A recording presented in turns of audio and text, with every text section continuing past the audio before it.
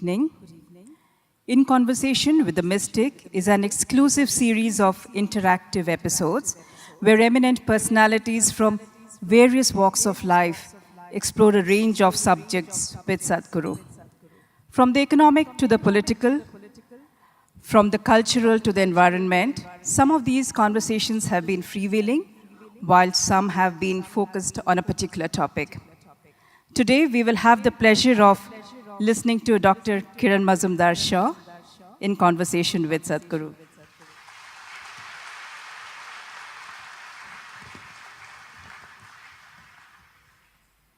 Dr. Kiran Mazumdar-Shaw needs no introduction in this city. She's a pioneer of the biotechnology industry in India and the founder of Asia's leading biotechnology enterprise, Biocon. Named amongst Time magazine's 100 most influential people in the world, Dr. Mazumdar-Shaw has built a globally recognized pharmaceutical enterprise that is committed to innovation and affordable access to healthcare. She has received two of India's highest civilian awards, the Padma Shri in 1989 and the Padma Bhushan in 2005.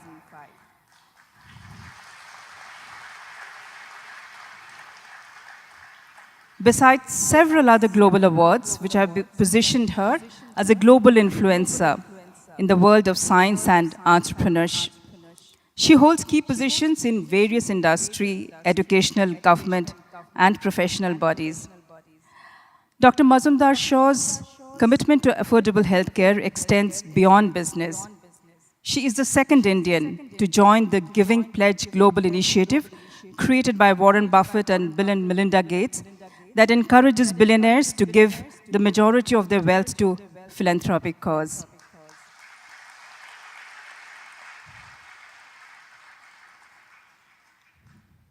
Sadhguru, the founder of Isha Foundation, is one of the foremost spiritual leaders of our times.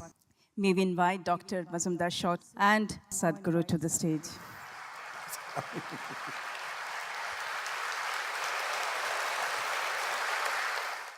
ಸದ್ಗುರುಜಿ ನನ್ನಿಂದ ನಿಮಗೆ ಪ್ರಣಾಮಗಳು ಮತ್ತು ನಿಮಗೆ ಎಲ್ಲರಿಗೂ ನಮಸ್ಕಾರ.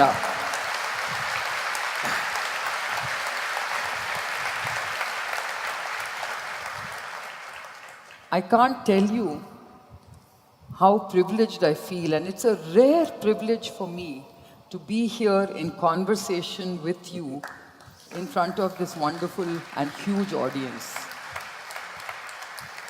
I have always, listened to you and admired you from afar, whether it was Davos, whether it was on TV, whether it was on social media. I never imagined that I would be sitting here up close and personal, having a conversation with you. ఆశపడు సాధిస్తు. So, to me, it's like virtual reality. But, it is really a very rare privilege, and, it's very interesting for me to see how this conversation with the mystic is making such a wonderful impact on everyone who listens to you, including myself. But then, when I think about the word mystic, and of course, you are a mystic. And yet, when I've listened to you, I can't help but feel that you have so effectively demystified so many complex issues for all of us. You simplify everything. And to me, that is really, really something that speaks of your wisdom. So, when I think about the complex lives that we live in, the kind of complexities, and maybe we make things more complex than they should be, I just, can't help but ask you, how do you basically cut through all this noise? How do you have this clarity of thought and words that we all listen to and suddenly feel that, oh my God, it's so simple, it's so common sense. Why didn't we think of it this way?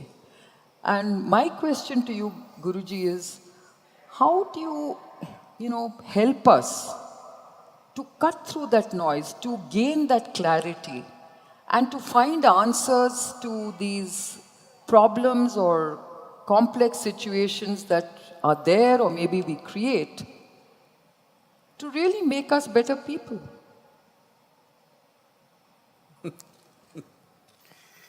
It's sort of a, can you share with us those secrets, those guidelines, or some small simple formulae that we can use in our lives, or is it making things too simplistic? Namaskara.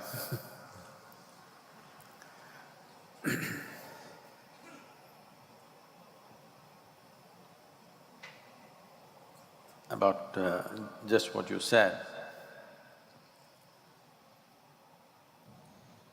the essential thing in the world is this: anything that we don't understand, anything that we don't have a handle on, becomes mysterious to us. Right here, if you look at everybody, many aspects of life, what is very mysterious and exciting for one person, another person it may be just a daily affair. So, mysticism means… The word mysticism is coined by ignorant people. Actually, I must tell you this. Some time ago, we were to publish a book. Normally, most books, except a few where I sat down and wrote, other things are generally compilation of talks. So this book, which was a compilation, came to me for the title. I'm supposed to give the title. So I wrote Of Mystics and Mistakes. So our English publication people who are there, the volunteers, they said, "Sadhguru, this is too up in the face, it's too blatant."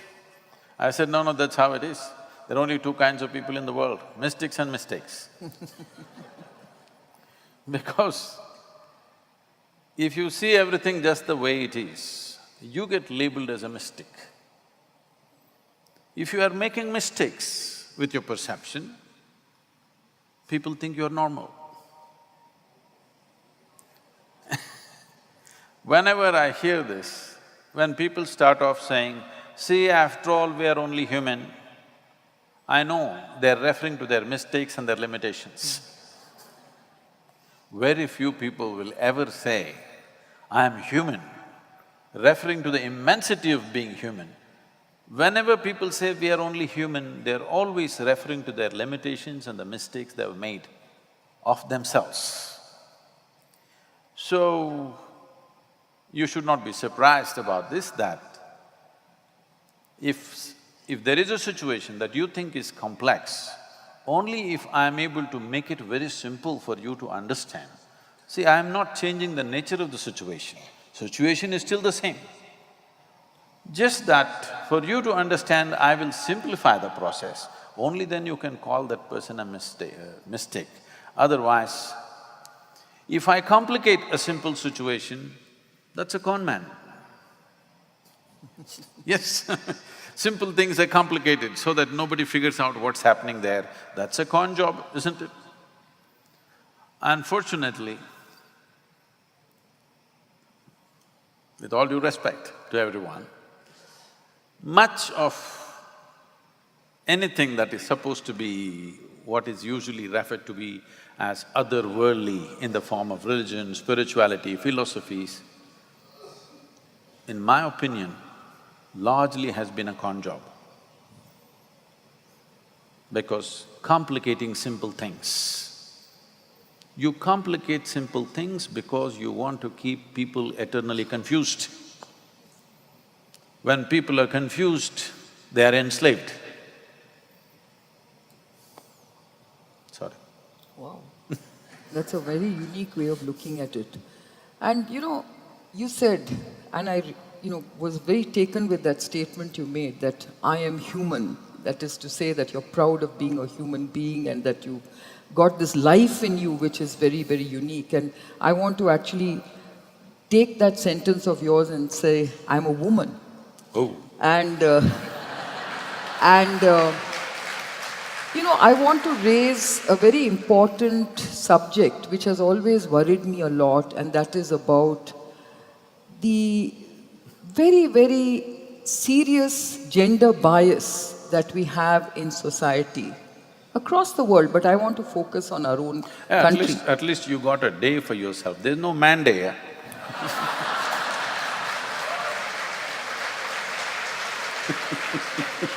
Well, you know, I just want to say that, let me tell you that as a woman, I'm very proud to be a woman in this country, but I think I know what this gender bias is about.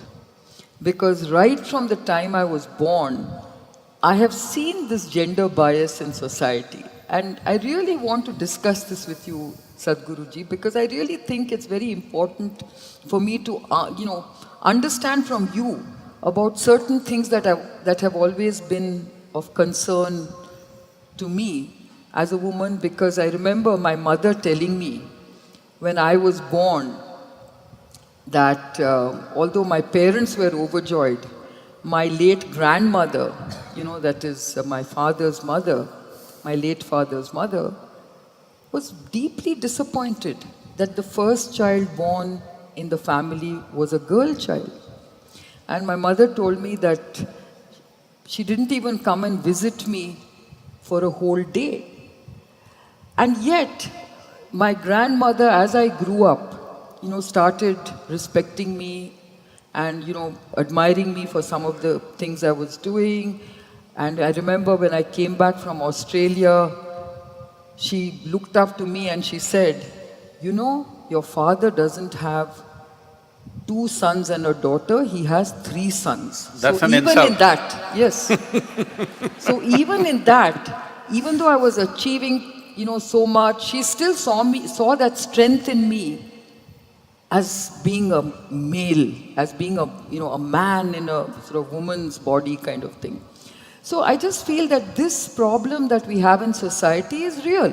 I mean, let's not, you know, hide away from the fact that in Indian society, much as we want to basically try and behave as if there is gender equity, there isn't. There is a lot of gender bias. I know that, you know, we are a strange society. On one hand, we of course, you know, revere goddesses, you know, as very powerful goddesses, whether it is they're good. not here with us. Yes. And yet, you know, we have wisdom and wealth as female icons, you know. We have Durga, Kali as, you know, powerful symbols of, you know, powerful iconic symbols. And yet, on earth, we don't pay that same respect to women. We do, not just Durga and Kali, we also almost nearly worship the film stars. We only have problem with the ladies who are around us. No, but why do we have that problem with the ladies around us? Why do we have that bias, you know? Is it an insecurity? What is it?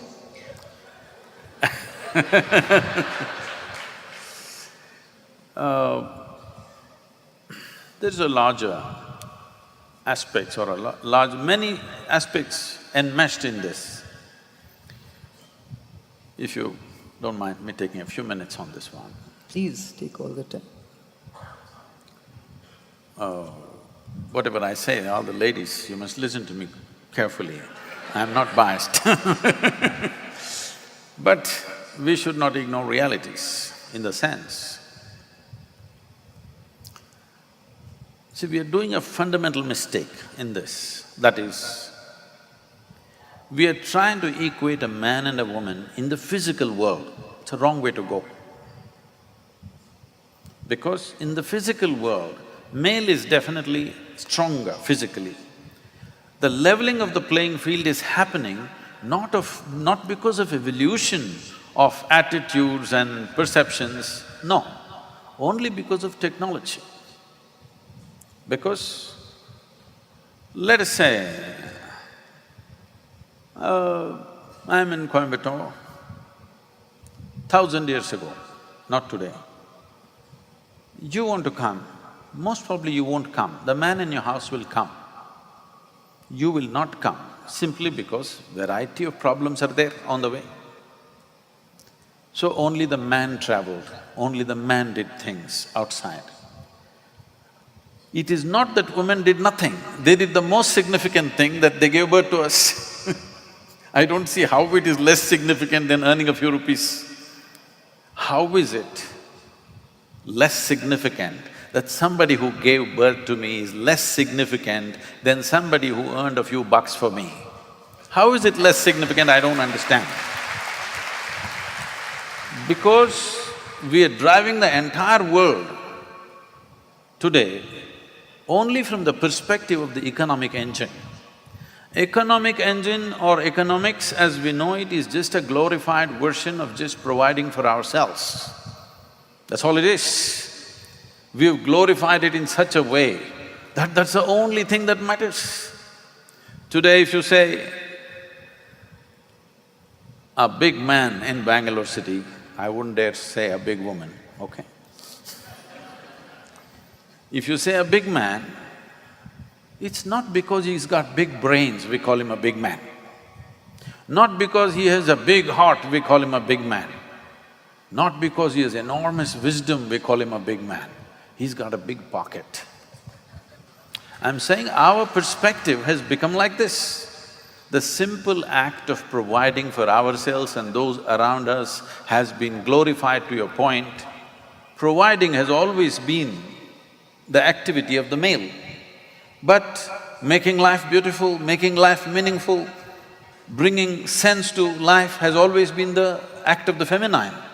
But unfortunately, we are creating a society where there is no value for anything that is feminine. And now you're expecting a woman to succeed. The only way is she has to do this all the time, just like a man. She can do it, but she doesn't have the same amount of muscle. That doesn't make us inferior, that doesn't make somebody else superior, that's not the point. The point is, we have created a very skewed playing field. Now you're wanting to succeed on that playing field which is not designed for you. I'm saying we need to redesign the society so that both masculine and feminine have equal roles to play. Today, the role for the… I'm not talking about male-female, I'm talking about masculine and feminine. The role for the feminine in the making of our society is so minimal that we think we can do without it. No, it must be equal, only then life will be beautiful. Otherwise, you will work your life out without knowing why the hell you're doing what you're doing. That's what is happening. So as a woman, as the feminine, as a manifestation of feminine, I'm saying, what is more significant in our life than our birth, I'm asking? How's anything more significant? The only more significant thing if you live a bad life is your death. The most significant aspect of our life is our birth. In this aspect, our mothers or the women had 90% role and maybe 10% for the man's role. I don't know what's the percentage, but you know, you're a bio. But now we are starting to create a world where it is all about masculine activity and women are supposed to succeed in that. Obviously, it'll be torturous. No, but I think, Guruji, if you think about it, in the knowledge economy, it's not about, That's what I'm saying, brain, that is brawn. changing. It's That about is changing brains, now right? because of technology. Yes. Because the brawn is becoming less and less significant, now women are beginning to play their role. But this is only in the last 2 generations. For 2 generations, I think they've done very well. And we must understand this in the rural areas of this country, and I would like to change this. It is not just in India, it is in the human societies, it's like this. The discrimination is there. It may be on the surface they've leveled it out because of development, of technology, of conveniences, that women are playing equal role in many places. So, we don't have to… Fundamentally what I'm saying is, a society has to take care of one thing, that a woman cannot be physically harmed, okay? Rest, I think she will fend for herself. There is no need to make it overtly nice for her, she will fend for herself. Only thing is, physically, because she is more vulnerable than a man, every society should establish that physical threat for her is not there. Rest of it, I think she will handle it. She's equipped to handle it, I believe. But you know, Sadhguruji, if you think about what is happening in our country, even in what you call as a evolving society or civilization, you can see that, you know, there is still that huge focus on a male child. I mean, even our government is trying to incentivize families to have girl children, which is, okay, a very laudable thing, but then until it comes from within, that a girl child is as important and as joyous as a male child, you are not going to be able to get away from these skewed gender populations that we have in different parts of the country. It is creating even more serious problems in societies. And you also have a very poor representation of women in many, many parts of our ecosystem. We know that. You know, today if you look at politics, whether you look at boardrooms, whether you look at any, you know, aspect of our daily lives and the economy, there is a underrepresentation. Here on the stage, there's equal representation. Yes, I agree with that.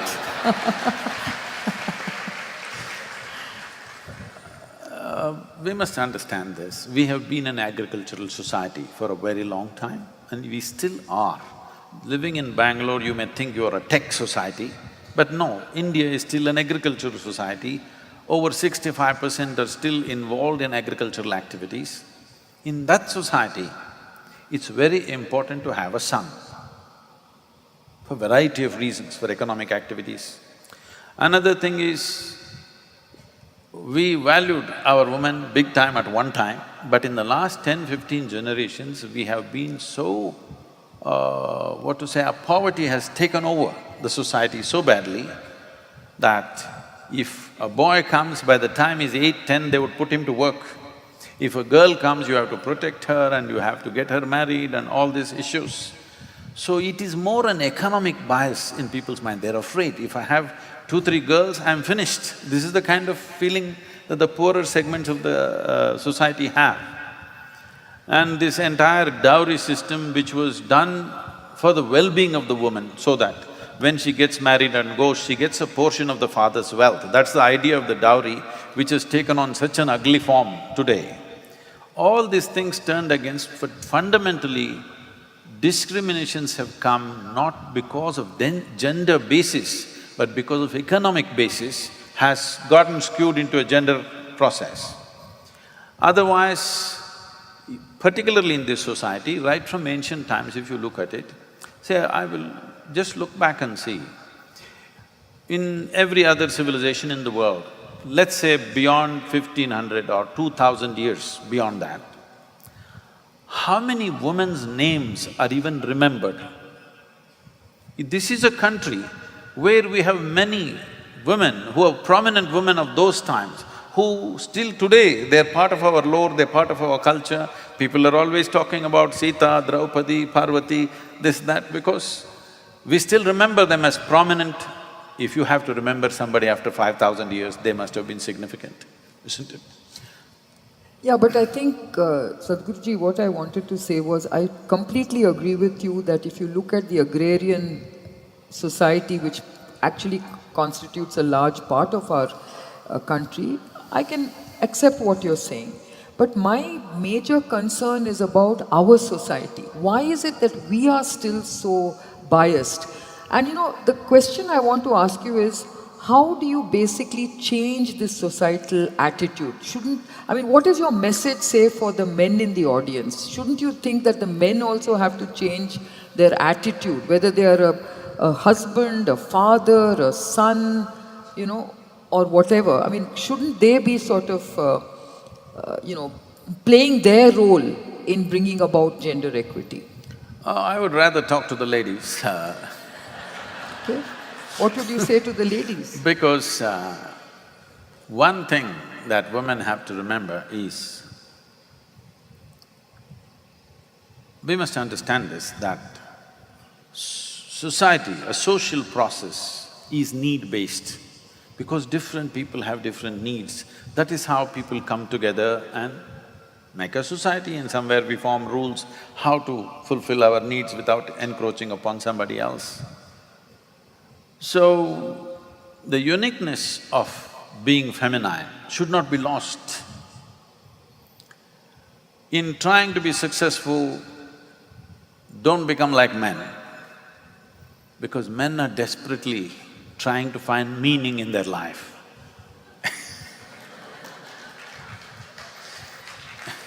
In many ways, well, later on disillusionments may happen, but in many ways, at least at the beginning stage of life, a woman brings meaning to a man's life. It's very important for him.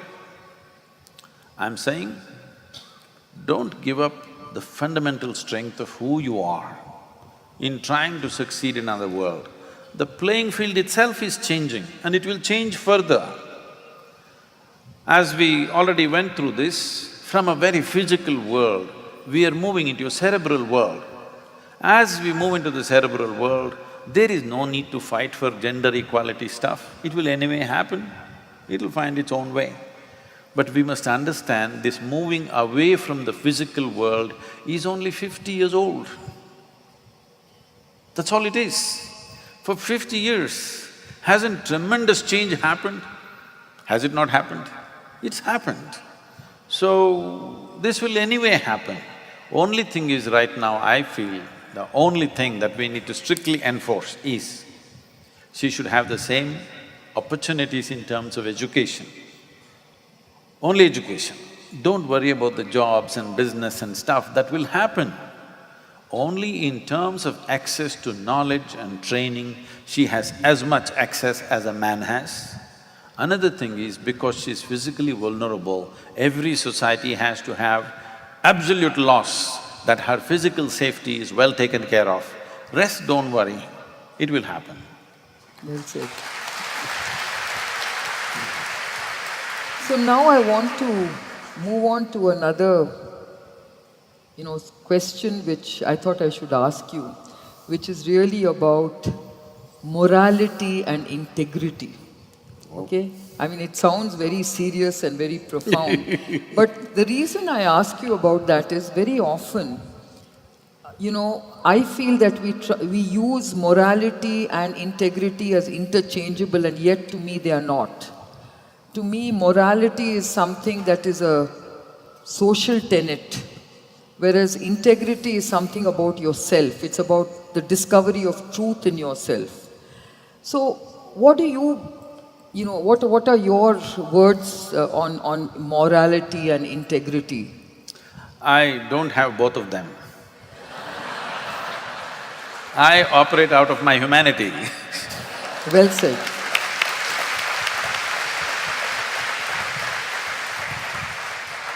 I stand on the platform of my humanity and try to touch my divinity.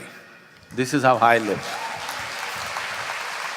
So are you saying that morality and integrity are something that, You're trying to be human. Yeah.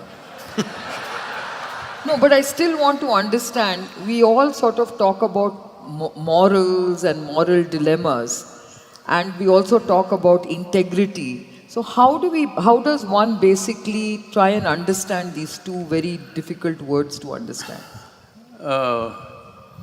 See, morality, people think, is a substitute for humanity. When human beings start behaving like beasts, we will try to impose some morals upon them to make them pretend like humans. With morality, you can correct the external activity of a person. You cannot correct the way he is, isn't it? You may curtail his thing saying that if you do this, they will fry you up there somewhere. You're getting fried in Bangalore itself right now. Or if you do whatever you think is good, you will get rewards elsewhere. This is a very simplistic way of looking at life. With morality, we have created pretentious societies, very pretentious and distorted in many ways. But when there is no law, there is no control, suddenly these very civilized human beings burst out and do the most horrendous things. Humanity means to be human is natural for you.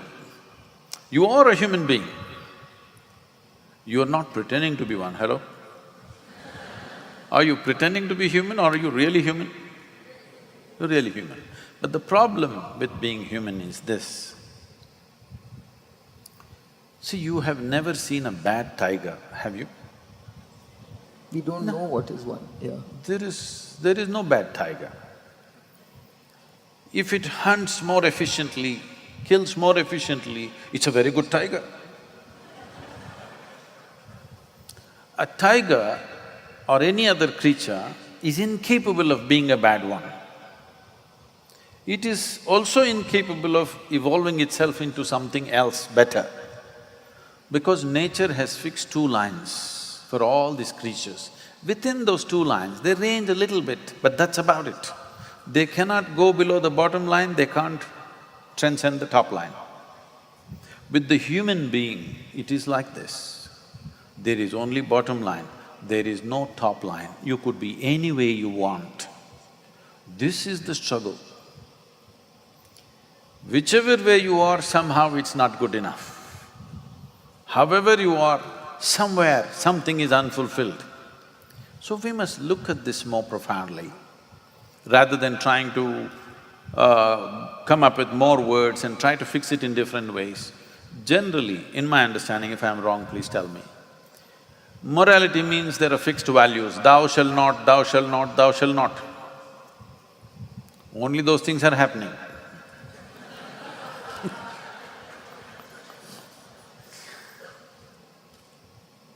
Integrity means people have their own personal ethics, not going by the Bible, not going by some other standard, they've developed their own morality. They think this is my integrity, but this is also self-imposed commandments. But I'm asking, why do you need a commandment? It's like this in Karnataka, I remember once, there were lots of bus accidents, so Karnataka government fixed governors on all the buses. I was traveling by these buses, I would see if it hits like 60 kilometers, suddenly the power drops in the bus, boom, beep, beep, it'll do and boom, it'll drop. I thought this is the dumbest thing to do. Yeah. Is it still there, the governors? I'm not talking about the governor and the speed governors on the buses, this is still there? No. I thought this is just stupid. Instead of training the driver better, you put a governor, and the problem is, many times when it was on inclines, it won't move because there's no throttle. So we have to push it along with the throttle, then only it moves. So this is what you are doing to human beings by fixing morals, ethics, values. There is no value needed, no morality needed.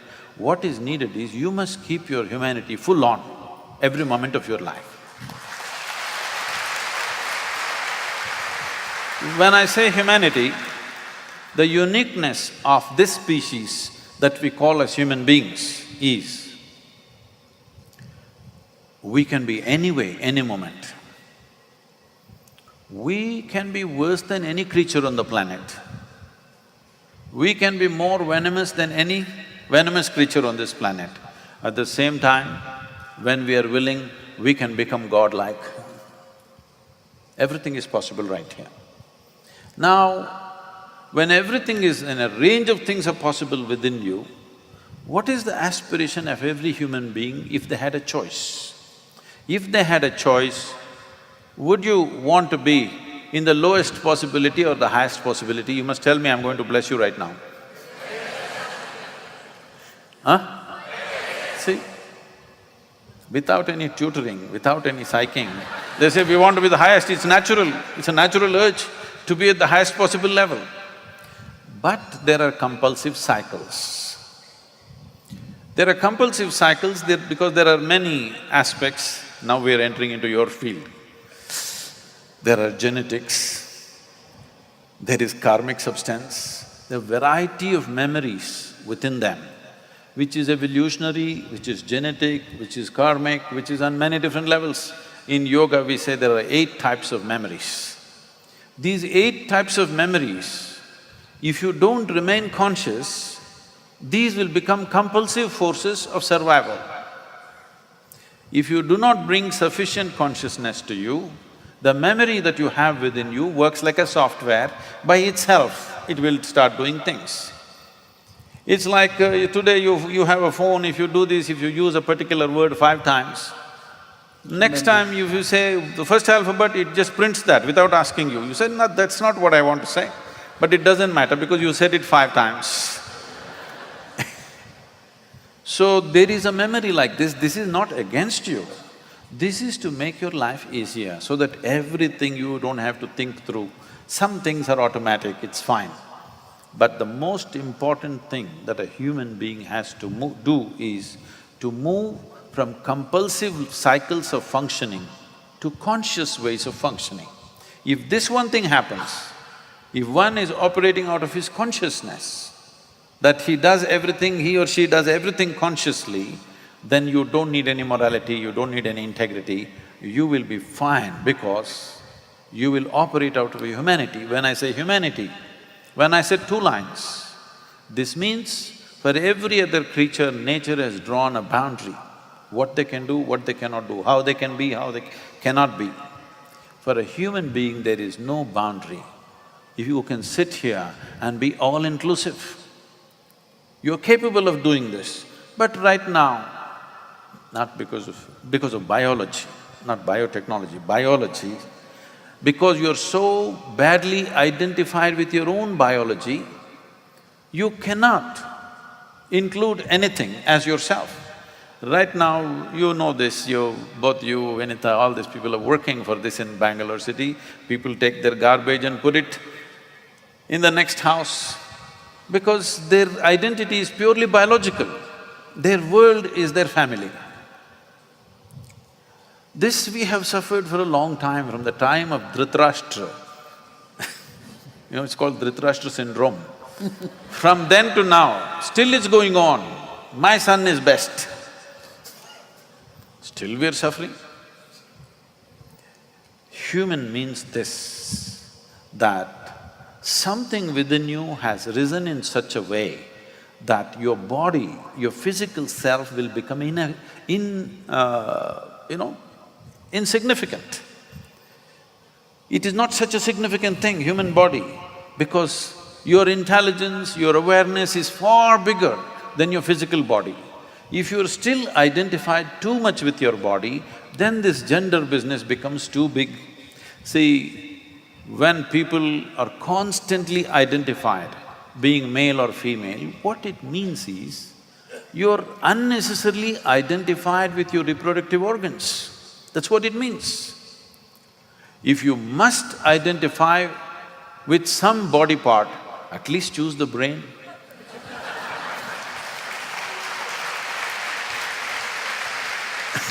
So, on that whole subject of, well, you explained it beautifully, the morality bit, but lot of people go through moral dilemmas.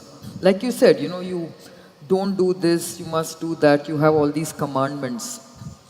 And sometimes I feel certain moral dilemmas are really, really very difficult moral dilemmas. Like for example, you talked about genetics. And if you think about today, young couples who, have pregnancy tests and they find out that the child has a genetic defect. That means they're female? No, what I'm saying is, when they discover that the baby has a genetic defect, then they are at this moral… I'm just trying to lighten the subject. I know, but this is something which is quite a serious moral dilemma which lot of young couples, grapple with. Like for instance, some couples say that, should we bring this child into the world because it will suffer for the rest of its life. Even they feel selfish and say, we will suffer for the rest of our lives bringing this child with this genetic defect into the world. And others feel, no, this is God's wish that this child should be born. Now, obviously there is no right or wrong in this, taking this decision. But a lot of this moral dilemma comes from this feeling that if we do this, it is wrong, if we do that, it is right. And they're going by moral tenets of society. How does one figure this out, this moral dilemma? What is your advice to such young couples? I didn't know it's a popular question. There are many aspects to your question. First of all, this God deciding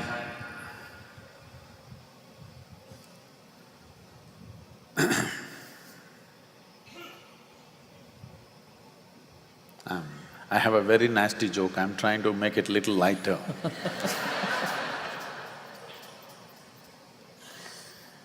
About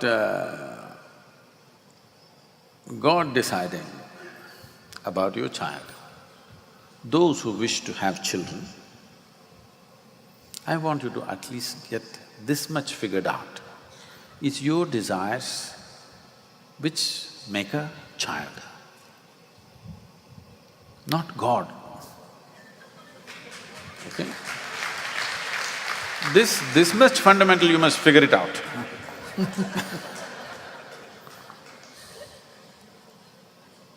And you can even time it when you want, so obviously it's you, right?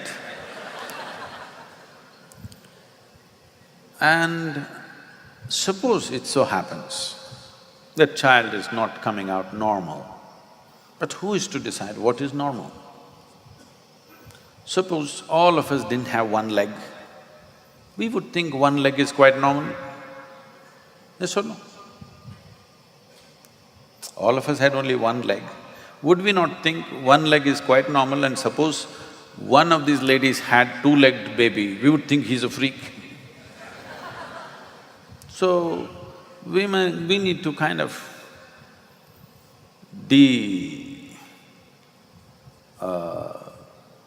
undo ourselves a little bit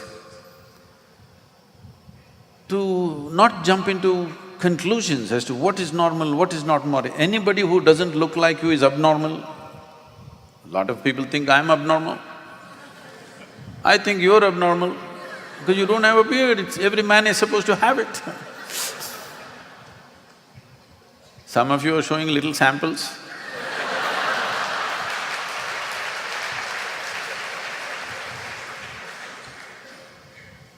So what is normal, not normal, is a very unnecessary thing to call for, unless we see something which is congenitally in such a state, the child is going to suffer immensely because of this. You must understand, with all the other creatures on this planet, if they are not fit to live, they will not live. You have never seen in nature an animal without legs or this or that surviving. In the very first few days it'll go. It will not survive. Well, because we are in a more protected atmosphere, we will make our children survive no matter what. But that no matter what also has to be toned down a little bit. If it is just to keep the medical economy going, somehow, somebody took me into this, what do you call them, all these incubators and what do you call that? Early born, Yeah, early natal centers, the prenatal and natal… Yeah. Some of these children are born at 5.5 months, they're like this. They don't look human. They're keeping them there for over 2.5 to 3 years in the incubator and trying to save this child. This is not concern for life. This is a wrong kind of business. I'm sorry, I'm saying this, but I think it's completely wrong. Because when you know clearly this person is never going to be a full-fledged human being and going to suffer eternally and everybody around them are going to suffer because of this, you're trying to just go against nature and do something. But how to take this call? There must be how much intervention to do, there must be some kind of control on this. At any cost you want to keep them alive. We know today we have enough technology, even if somebody is dead, we can have their heart beating and prove they're alive for another 10 years if we want. What is the point of this kind of technology? There is no sense to this. So about taking this call, it's a sensitive thing, it's not a joke. For the parents, it's not easy. But at the same time, I want you, all of you, all of you who clapped, who are pregnant right now, you must take this call. You must understand, in this vast cosmos, this very solar system is a tiny speck. In that tiny speck, planet Earth is a microspeck. In that microspeck, Bengaluru is a super microspeck. In that, you are a big man. This is a serious problem.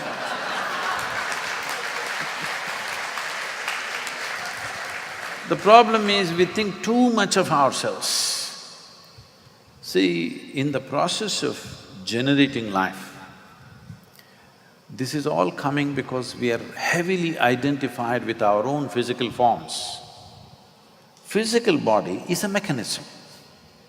Because we have a certain level of thought and emotion and we've invested that entire thought and emotion in our biology, we think this is something too much. This is just a mechanism. If you don't understand this, when you get sick, if you go to the doctor, doctor opens up this, opens up that, whatever you think is impossible, he will do all that to you. Because he is looking at you like how your car mechanic would look at the car. What is working, what is not working, what to replace, Kiran is growing it for you. So, this is just a mechanism.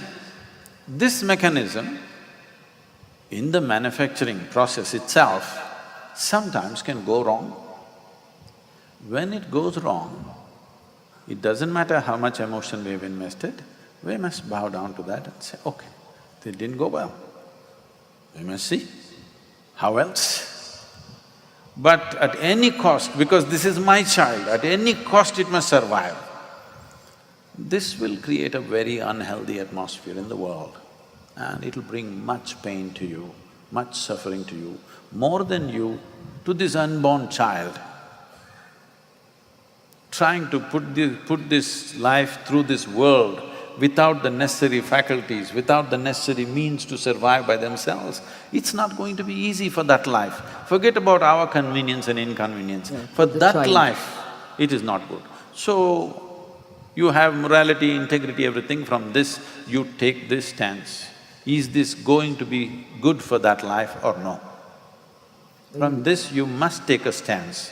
It may sound cruel to you, I may sound very irreligious to you, irreverent towards life, but if you have any reverence for life, you must ensure that life means something, it is a full-fledged unit. Life is a complete life, it is not a half-life. Life means it must be able to stand upon its own strength and make things happen for itself. Maybe not all of us are equally competent, but everyone is competent to live their life. This much competence must be there. This is how nature would be. Because we have created our own ecosystems of cities and medical industries and everything, we can go another 15–20%. Don't stretch it to 100%. Somehow with 10 tubes stuck into my child, I will make him live for 100 years. This is inhuman. This is totally inhuman because this is not good for that life, it's a torture. So, you have to take that call, however hard it is. Is there some morality involved in this? No morality involved in this. It is just a practical sense of how to do life. Is it possible for this child, let's say a child came without a head or half a head or something, is it possible for this child to Live a normal even a reasonable life, if not a spectacular life, even a reasonable life, is it possible? This is an educated call you have to take. This should not be about, because it's my child, at any cost, it must survive. You know, Duryodhana was born like this. Do you know this? Duryodhana she delivered just a meatball without a form. Then the story goes like this, they cut it into 100 pieces and put it into some kind of… what are the solutions, you must tell me? Yeah. Some amino acids and proteins and whatever. So each one became one child. And what trouble? So now coming to the ethics of modern science, I think, which is what, I was very keen to discuss with you. And you know that I come from a field called biotechnology, which is a bad word in the vocabulary of many people.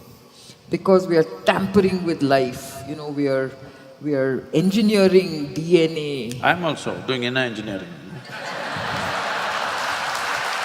So, this is an amazing science, this is an amazing technology, but it is also a very controversial and sensitive technology. And, I want to start with a question that says, look, we actually embrace biotechnology when it comes to saving lives, when it comes to genetically engineered drugs, which is, saving, cancer patients and many other types of patients who are suffering from debilitating diseases. And yet we have this huge activism against genetically modified crops, which is also saving lives, by the way, because, there is enough data and evidence to show that genetically modified crops never killed people, but hunger and starvation has killed many lives.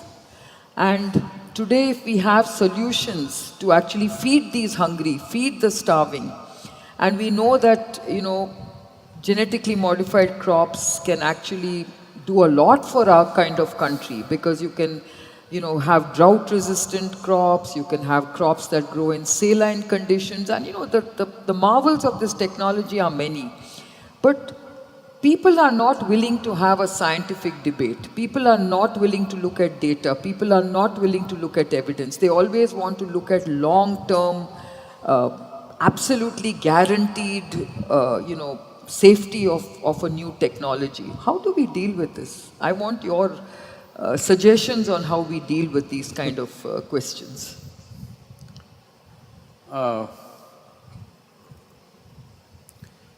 Anything new, people will resist. There will always be… first people who will resist are moral groups and other kinds of activism groups. This has always been so. Anything new means they will resist. Not only in biotechnology area, in any area. Nuclear. Oh, you don't have to go to that kind of very, revolutionary things, even something… why does a Manzoor get stoned, or Socrates get poisoned, or a Jesus get crucified? Simply because they're talking something new. One little extra step, you get killed. So, resistance for new things is not new to humanity. They've always been resisting. Because lot of people think status quo is the answer for everything. Any change, resist. And we have a speciality that a lot of people are specialized in, that is, for every solution, they come up with a problem. Whatever the solution, they will find a problem in the solution. Endlessly it's going on. Having said that, at the same time,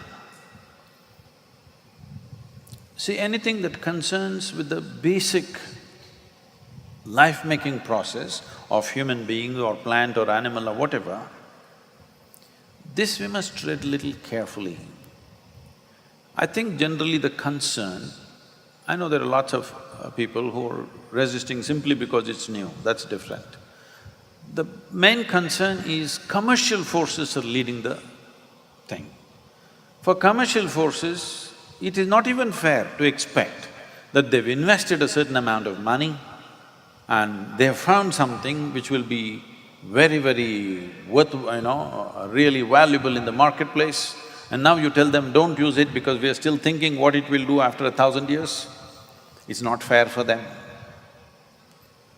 But when commercial forces are leading everything, because we have made economics the main force, now commercial forces are being allowed to tamper with the basic life material of who we are, there is a certain amount of caution that needs to be exercised. Is there an alternative?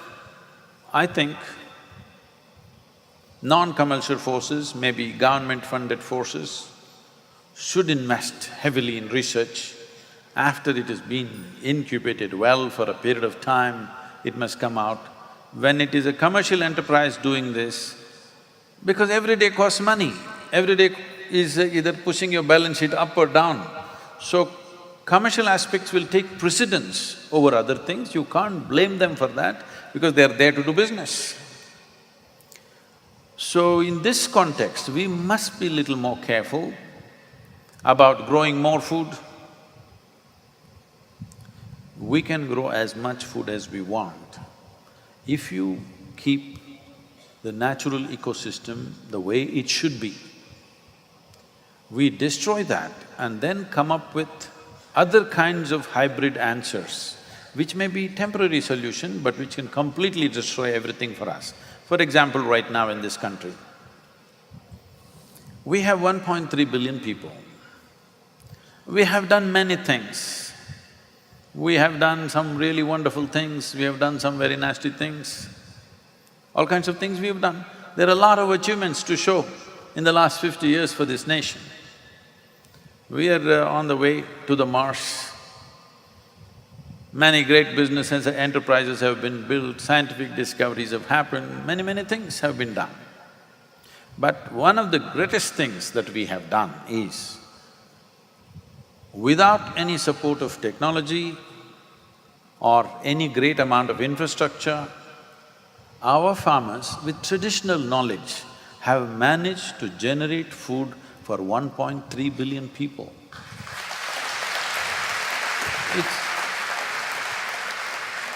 It is not a small thing because there is no infrastructure, there is no technology, just traditional knowledge is keeping them going.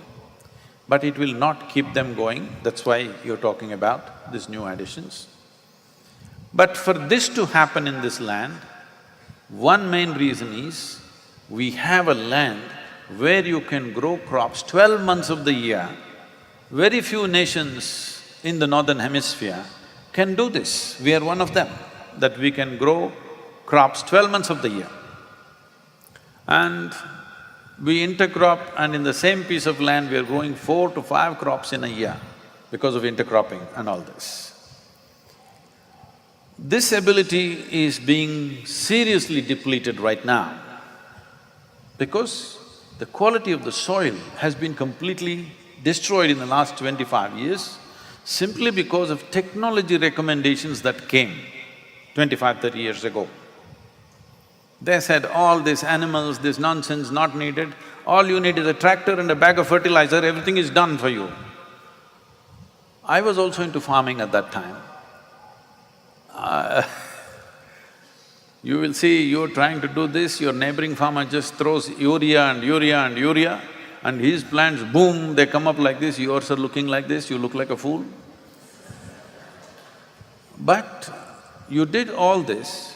Now we know, many studies are showing in the last 25 years, the nutritional value of vegetables in this country has gone down by 40%. Because soil can be replenished only by leaves from the trees and animal waste, or we must all die. These are three ways to replenish the soil.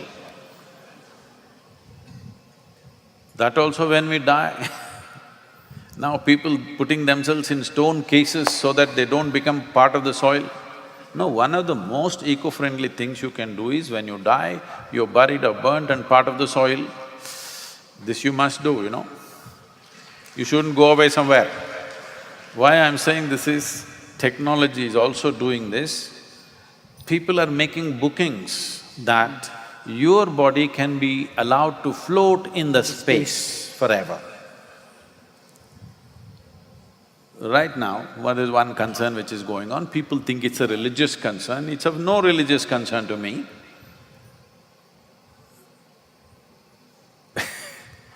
Fortunately, religion is only a human problem, animals are not included. But people are trying to get them also into the religious stage. For example, right now we are slaughtering millions of cattle and exporting it elsewhere. What this means is, you're exporting your topsoil.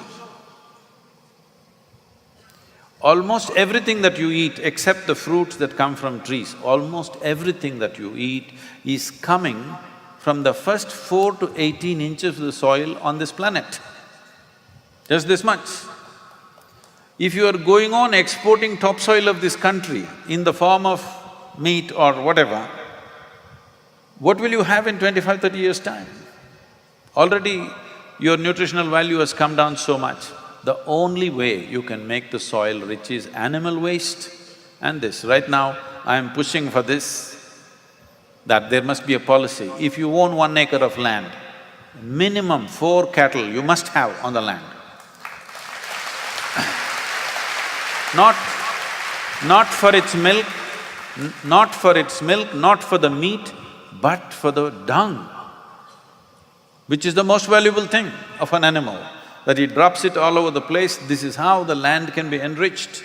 Trees you have taken out, animals you're taking it out, what are you planning? So, now you will tell me that in this pot you can grow all the grains that you need because of biotechnology. I won't take it. I know there are many positives. There are many positives to the biotechnology. We must use it carefully, sensitively, but without culturing the social situation, where we take care of our soil and on top of that, we do something that's troubling us. We fix something genetically troubling. I am not against any technology. Technology if we don't use, it's like saying we should not use our intelligence. We must use technology, but not taking away the base and trying to do on the surface. This will happen when people jump into something because it's commercially right now good.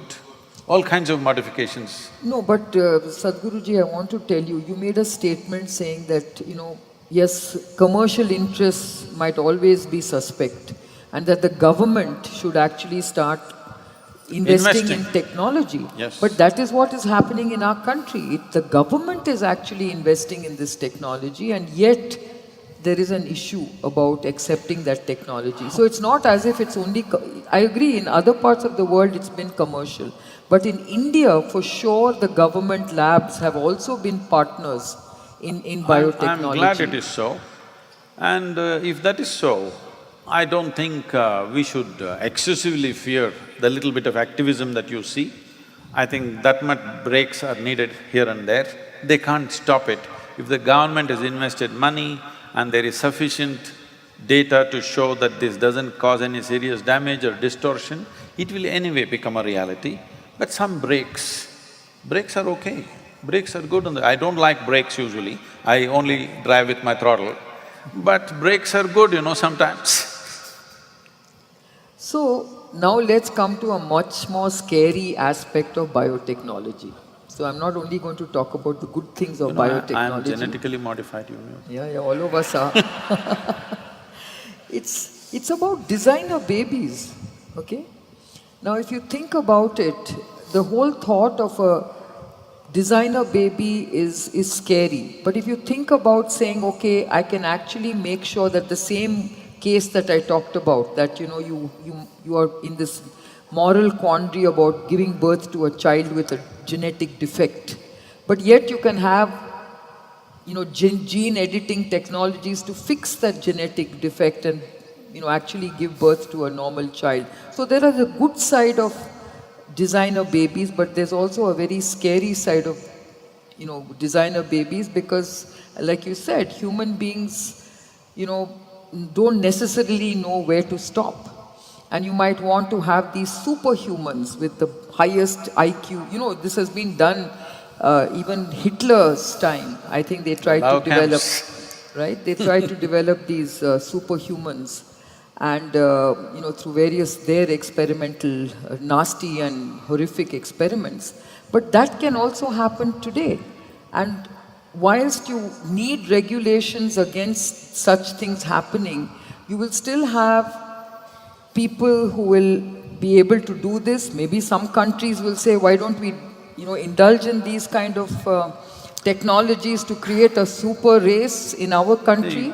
This is How do you deal with this? Kiran, this is where it is. When we think we can create a super brinjal or super cotton or super whatever, then a super mouse, super cow, super human being is natural progression of things, isn't it?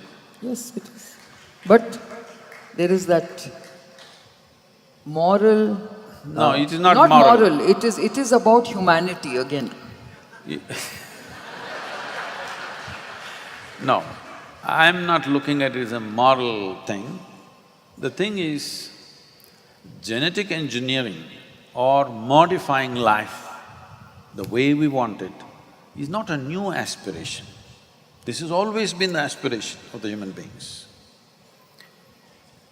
We have gone to such extents in this country in the past. This is because they're trying to breed carefully. Like you're doing animal husbandry, that you're trying to breed carefully, like that they're trying to breed carefully, which Hitler tried to do in 20th century. Forcefully, it became ugly. Now we want to do genetic modification. That is, we want to deliver a child, this is the aspiration of every parent. We want to produce a child who's at least one step ahead of us. It's a natural aspiration and it must be so. Next generation should be at least one step better than us, isn't it? So for this, we created an entire process. From pre-conception to conception and post-conception, every day of these 9.5, 10 months, how a child should be kept in the mother's womb. There are very clearly defined processes, what you should do to deliver the best possible child. In terms of health, well-being, intelligence, there are established processes. We have ignored all that, now we are going for biotechnology. Essentially, what you're trying to do is the repetitive nature of the genetic imprint. You're trying to take it and bring a new quality, isn't it? There is substantial studies right now to show through proper practice of yoga, meditation and certain other processes, you can distance yourself from the genetic imprint that you have and function as a completely new life. I will show you, this may be little hard for you to swallow, very hard for you to swallow, but you must come and see. I will put certain people through certain types of initiations. In 24 hours, you will see the way their face is, the very shape and form of their face will change, simply because they have distanced themselves from the genetic process. If you're not aware of this, in this country, when somebody walks the spiritual path, when he wants to take sannyas, first thing they will do is, they will do rituals for their parents, even if they're alive, to distance themselves from their genetic material. There are very established scientific processes, science not as you know it in the laboratory, science that can be operated from within, that you do certain things to distance yourself from the genetic process so that you are not a repetitive life, you are a new life. New possibilities will arise. I can show you thousands of people who are functioning way beyond their natural IQs that they have. Way beyond that they will function simply because they have distanced themselves from their biological imprints that they carry within themselves. But doing this, whatever you're talking about, it will look like we are doing great service when we relieve somebody of a disease. But we know that more than 50% of who we are is not us but some other organism, 52% or something is supposed to be bacteria. Suppose they all reject us because of we are too modified for them, what will happen? We definitely cannot live. Do you know, all of you? More than 52% of you is bacteria. Huh? Microbiome. So, suppose you modified yourself and the rest of the organisms which are supporting your life right now, they protested, you finished. So, when are they going to protest? You do not know. Because we know from genetically modified crops, every 18 months they have to re-modify it because the bugs get mutated by themselves.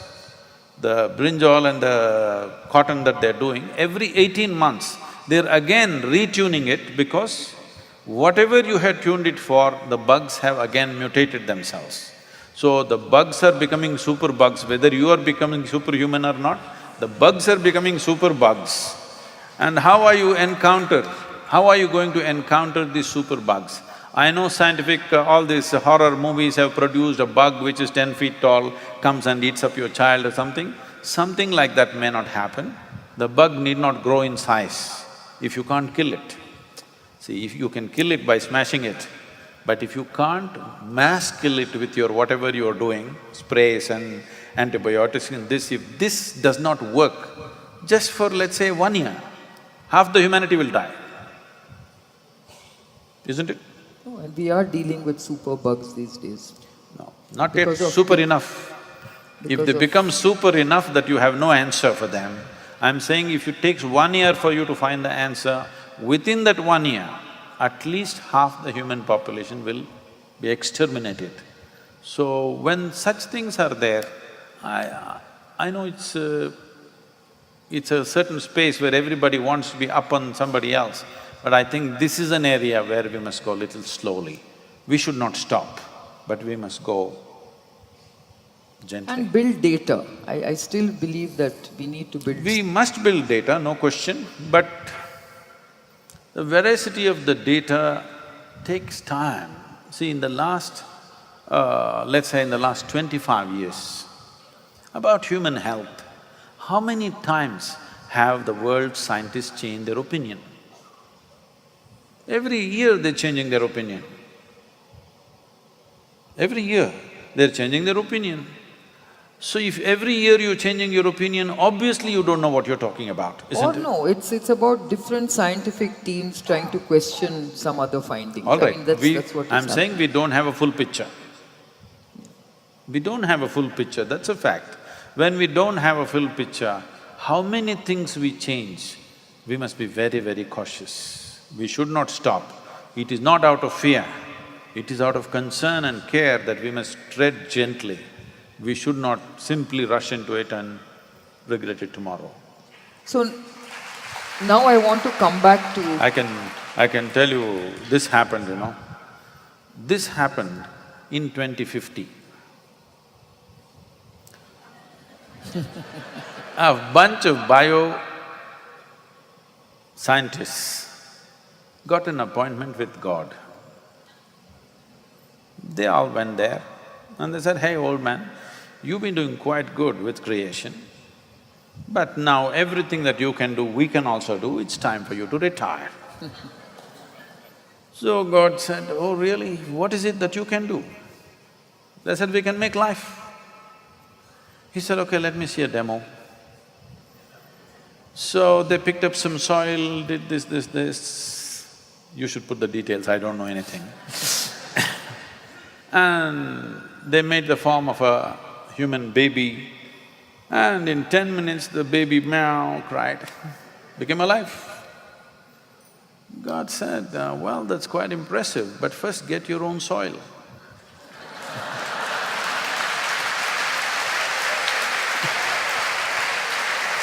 Good job. So now I want to basically, since everyone is here from Bangalore, I want to come to, something that really plagues us every day, and that is, we are all so bothered about the decay that we are seeing in the city. Everything is looking shabby, You know, we are seeing debris all over the place, we are seeing polluted lakes, we've got a lot of problems in this city. And everything has to do with us. You know, we can't keep sort of asking the government to do everything. I mean, after all, if it's Swachha Bharat, which is what we are all really, really, you know, committed to, we all sort of accepted the fact that yes, by 2020, India must become a clean country, we must have zero open defecation. Everyone, I mean, there's no debate on that. And yet, 3 years later, if you look at what actually we are doing, we are not changing our habits. We still keep, you know, chucking litter all over the place. We pollute our lakes. I mean, nobody seems to have any civic sense in this country. They're making the lakes look like bathtubs with So how do we get a sense of civic mindedness in our society? It's very difficult. You know, many of us try to do it, but we finally give up. You know, today we are taking pictures of people parking on footpaths, which shouldn't happen. We've tried all kinds of things. We take apps, we send it here, send it there. At the end of the day, you almost just give up, saying, how do we deal with all these issues? Recently, a certain photograph has been going around in the WhatsApp that is on Hanuman Jayanti, somewhere on Mumbai-Pune road. Somebody had served a proper meal for over 100 monkeys. Have you seen this? It's been everywhere, this photograph. All of them are sitting on the parapet of the road, you know, the bar, this thing. And somebody on banana leaves served for hundreds of these monkeys. They're all sitting in one row and all of them eating from their leaf. So someone asked me, Sadhguru, how is this possible? Have they photoshopped this? I said, no Photoshop, and then I tweeted saying, this is all it takes. If you make sure everybody is well provided for, they will get civilized. Right now, everything is scarce. When everything is scarce, people are elbowing each other and doing some nonsense. Little more space is needed for human beings. We are nice, but we are just too many.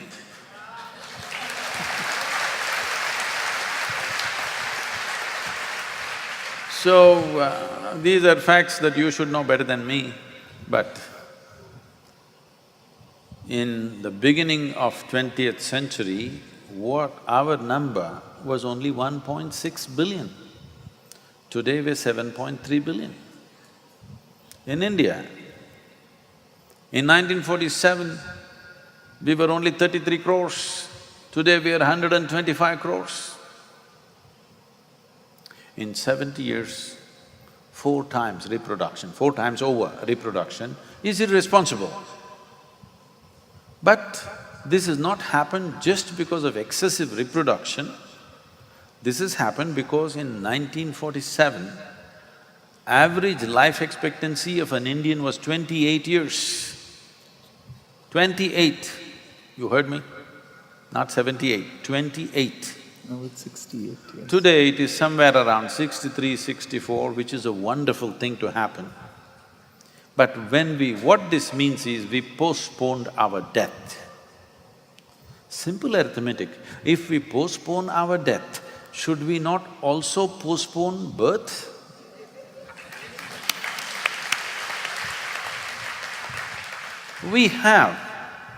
There was a time on an average, most young women were getting pregnant by the time they were 15 or 16. Today, I think it's been pushed just over 20 or 19, 20, in that range, average. We have to push it to 35. Then, the first question that you raised about the gender issue, if a woman does not deliver a child till she is 35, most of the time, one thing is, she will get well educated, she will get professionally established, and maybe she will get wisdom and not have a child.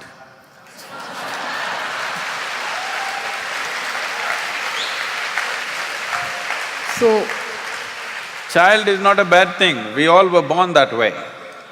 It's wouldn't be just here that without we are that. not an endangered species. Yeah. If you were a tiger, I would say, let us have fertility clinics. Yeah. But you're human and you're doing too well. When I see the fertility clinics, my heart sinks because this is coming from a fanatism that only what comes out of your body can be yours. It's a fanatism. Why can't this person be yours? Why are they not yours? This is what being human means. This is what humanity means, that if you are willing, you can live here without any sense of boundary. Boundaries are not fixed upon you by nature. It is an unconscious, compulsive boundary that you're setting for yourself. That means you have not explored the dimension of being human. You're still trying to operate like a creature on the planet. If you explore the dimension of what it means to be human, you would see inclusion does not mean biology. Inclusion means consciousness. If this comes, if consciousness rises, you will see we have hundreds of couples who are each are full-time volunteers and part-time volunteers. None of them have children, they've just chosen not to have because I'm giving them thousands of children, millions if they want, if they're ready. So where is the need to biologically identify with one child? I'm clearly noticing who is clapping and who is not, it's okay. So, I'm thinking of something very audacious for which I'll become super unpopular. I'm thinking of instituting an award for all those young women who are healthy, who are capable of having a child, but choose not to have one. Oh, you got a good endorsement for Because that. whether you realize this today or not, you think the problem is parking, you think the problem is garbage, you think the problem is healthcare. No, the problem is population. There is no other problem. Absolutely, well said. And I see that we're running out of time, but I want to ask you a final question before we turn it over to the audience. You know, you talked about technology and, we know that technology, of course, also raises aspirations. And I remember we grew up at a time when we didn't have phones, we didn't have television, we were very content with small things. Very. We drove around in ambassador cars, we were lucky if we had a landline, and if we aspired for a telephone and we got a landline after 3 years, we were very happy, very content. If we got a, Premier Padmini after the ambassador, we were very content. But today, things are so different. I mean, it's a great transformation that we are seeing in our country. You can choose any model you want of cars, of smartphones, and yet you see that technology and aspirations, are almost proportional to discontentment. Do you feel that is true? No, because they have a nice car. Because there seemed to be this instant gratification. We must have the next best thing. No. They have a nice car, but they can't drive because the road looks like a parking lot. It's most of the time they're parked. Park, move, park. That's how you're driving in Bangalore city. So they're frustrated, they can't drive their dream car. Now, let's not take this position because this is unfortunate position that every generation takes about the next generation. So my father thinks that I was unnecessarily too over-dynamic. His father thought so, that at the age of 12, 13, he left his father and came out because he wants to become a doctor. He thought that was a great ideal. His father was a merchant. He thought being a merchant is not good, he wants to become a doctor, he did a great revolution.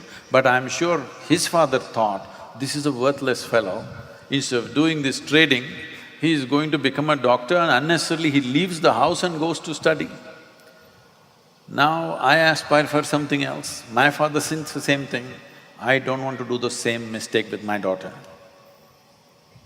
I only said this, do whatever the hell you want in your life, just do it well, that's all.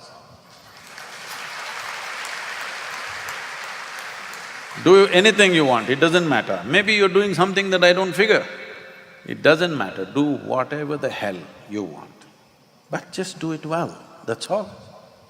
If you don't do it well, then that's a problem because… not because you're not doing as well as somebody else, simply because you are not exploring the full depth and dimension of who you are. When you explore the full depth and dimension of who you are with enormous amount of technological support, obviously you will do much more. But let's see this. Technology is there.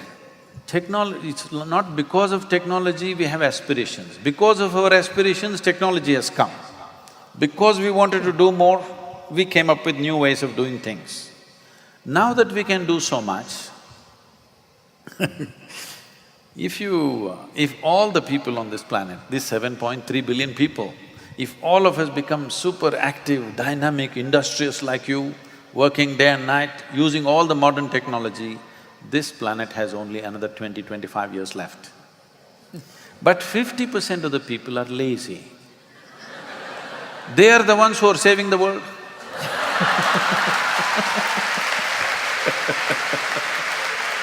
It is… unfortunately, the unfortunate reality in the world is this. It's not human intelligence which is saving the world. It's not human love which is saving the world. It's not human compassion saving the world. Human lethargy is saving the world. Not a good way to do things. So before we explore, see, today we have become superhuman already, we don't need any genetic modification. Because of our ability to do things, 1,000 years ago, what 10,000 men could do, today one man can do, simply because of the technological enablement that we have. Once we have this kind of power, how we act, how we operate, what we aspire for, what we do, must be very conscious. I'm not saying controlled, it must be conscious. Once it's conscious, you will do only what is needed, nothing more, nothing less. Right now, humanity is still in a state of compulsive mode of activity. When you're in a compulsive mode of activity, if we empower you more and more and more, you will not only destroy this planet, all the 11 planets in the solar system you will destroy. Why do you think we are going to Mars?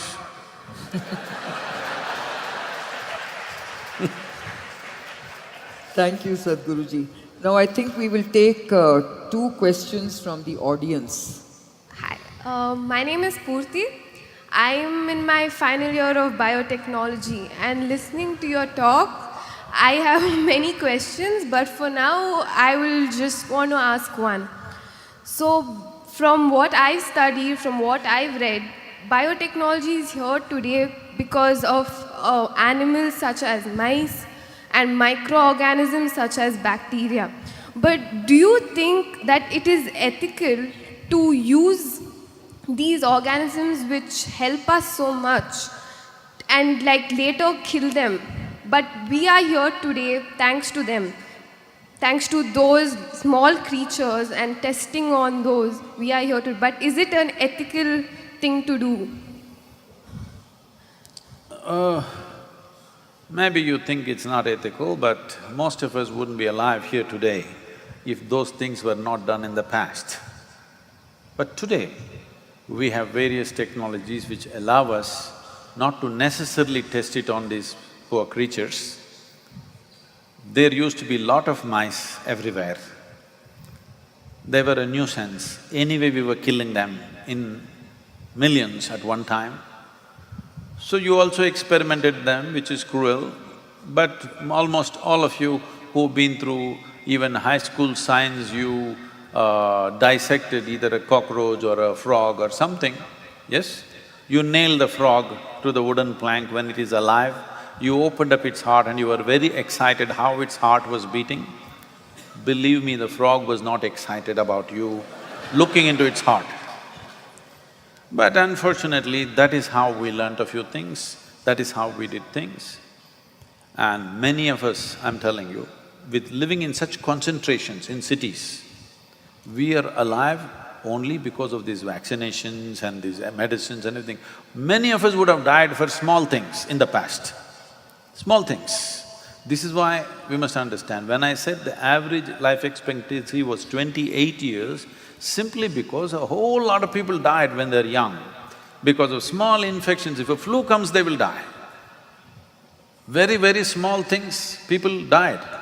Today, at least 60% of us here today are sitting here alive because of modern medicine. You cannot deny that.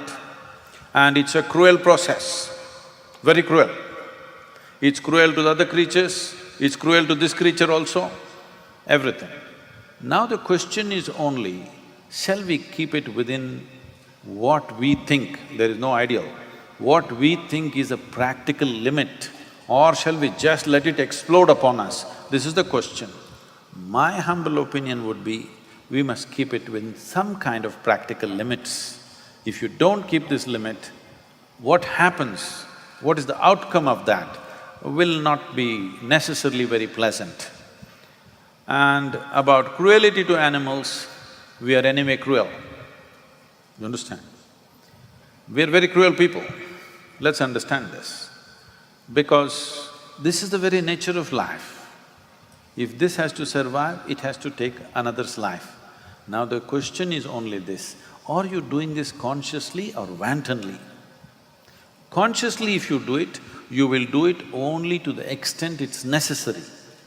If you do it unconsciously, compulsively or wantonly, you will do it to the extent it is completely unnecessary. So with every aspect of our life, this is all it is. Can we stop eating? Whether you cut a plant or an animal or whatever, it is life, it suffers in some way. The question is just this, are we doing it to the extent that we need? Or are we doing it for pleasure? Or are we doing it just wantonly without unconsciously? This is all the question is. Because we as human beings can stand out from other creatures only when we function consciously, otherwise we're just like them, many times worse than them.